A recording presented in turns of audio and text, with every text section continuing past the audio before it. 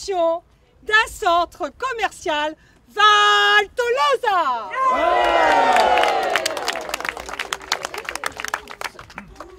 Des objecteurs de croissance se sont crus de taille à s'opposer à la construction de cette Mecque de la surconsommation. Leur combat est celui d'un autre âge, parce que moi, avec mes disciples, avons décidé de partir en croisade, parce que consommer, c'est exister. Vive la consommation émancipatrice qui guide vos pas sur le chemin de ma vérité. Ça fait 10 ans que ce collectif citoyen résiste, se réunit, et ça c'est extraordinaire. Et qu'il puisse y avoir encore du monde aujourd'hui, 10 ans après, je veux dire ça, il faut vraiment montrer qu'on va finir par arriver au bout de la victoire. Hein. On va continuer, on ne va jamais lâcher cette résistance-là. Eh bien, je crois que c'est très, très important de montrer qu'on ne baisse pas les bras, que malgré la pression d'un investisseur visiblement très puissant, eh bien, il y a des gens qui croient toujours en certaines valeurs et qui ne sont pas prêts à abandonner le terrain. Et je crois que c'est important pour l'avenir parce qu'on prépare une société nouvelle aujourd'hui. Il faut qu'on y apporte notre pierre et c'est en refusant justement ce nouveau complexe qui n'est qu'une façon complètement dépassée finalement de concevoir la consommation, les rapports humains, eh bien voilà, il faut absolument refuser ça et moi je participe par ma présence et je suis heureux de pouvoir être là et j'espère surtout que ça ne se concrétisera pas. Laissez-moi finir en remerciant nos élus présents aujourd'hui. Aujourd'hui, j'insiste bien parce que c'est bien la première fois que des maires des communes voisines, des élus du département, des candidats aux futures élections régionales sont là, ici. François Lépineux, donc je suis maire de Brax depuis les dernières élections et je suis également conseiller communautaire à Toulouse Métropole. En charge également vice-président de la commission développement durable et énergie. Alors si vous voulez, moi la démarche que j'ai, c'est une approche territoriale. Aujourd'hui, nous sommes à la construction de la métropole. La métropole, Toulouse Métropole est devenue métropole au 1er janvier 2015. Et il appartient aujourd'hui maintenant de réfléchir collectivement à l'aménagement. Alors l'aménagement c'est quoi? C'est l'infrastructure, c'est l'aménagement également économique, également des ZAC, des zones de construction pour les habitations. Voilà, donc c'est ce qui m'appartient. En tout cas, ce qui nous appartient aujourd'hui, de travailler ensemble collectivement. Et on voit que ce type de réalisation n'est pas dans cette logique-là. On est sur une logique d'il y a 10 ans, d'il y a 15 ans, où une commune, on va dire une équipe municipale, mettait en place sa propre réalisation sur sa commune, mais sans réfléchir à l'impact global, l'impact d'un point de vue intercommunalité. Et donc il faut savoir qu'en 2014, nous avons été élus pour la première fois et que nous étions la seule liste, c'est important de le préciser, qui avait dit clairement dans son programme « Nous sommes opposés, nous continuerons de nous opposer à ce projet et nous traiterons les difficultés le cas échéant ». Donc c'est important de le dire parce que nous avons bien été élus en annonçant clairement que nous étions opposés à ce projet par rapport à la population de la Salvetat-Saint-Gilles.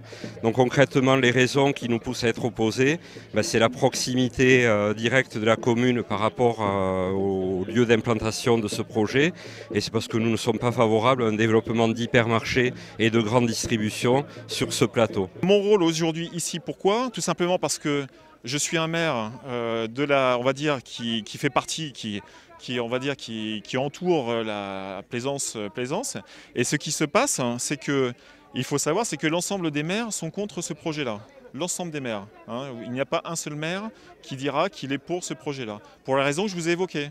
C'est-à-dire que d'un point de vue infrastructure, la nationale 124 est aujourd'hui saturée. On prévoit, il va y avoir la construction du lycée de Pibrac également, qui va mener aussi un flux de voitures et de circulation très important.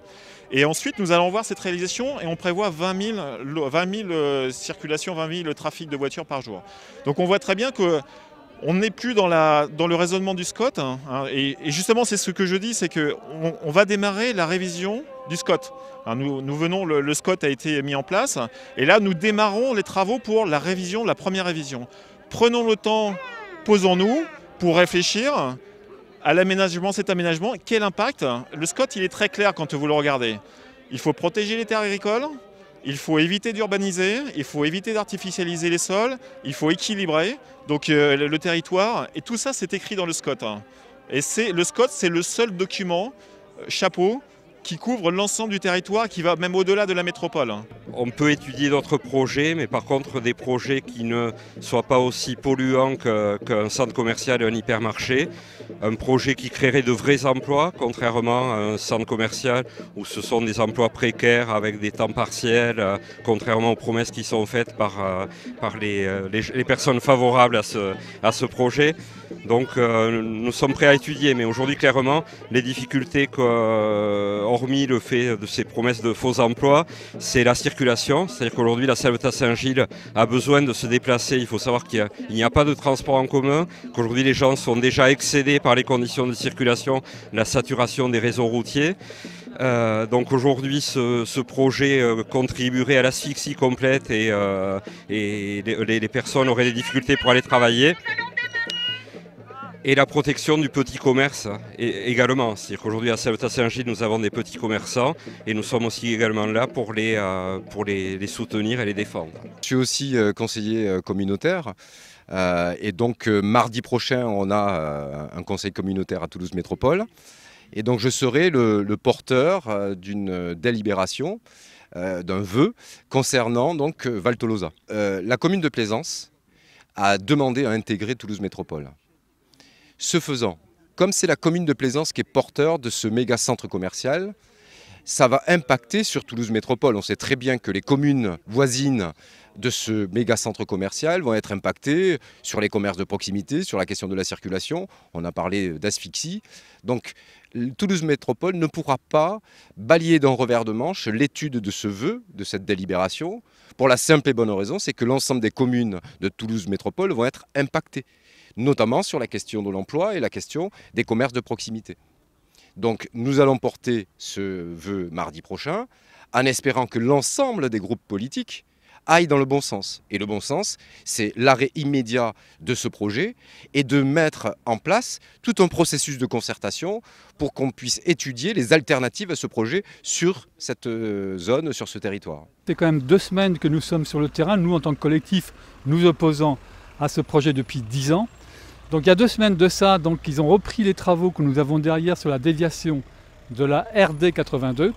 Alors pourquoi on insiste là-dessus? Parce que ces routes doivent être cédées normalement par le promoteur du département exactement au promoteur. Donc on est dessus depuis pratiquement le début. Et là c'est vraiment le point clé. Et on travaille au corps, donc le conseil départemental, pour que celui-ci, en fait, en session bientôt, donc d'ici la fin de l'année, ne cède pas ses routes.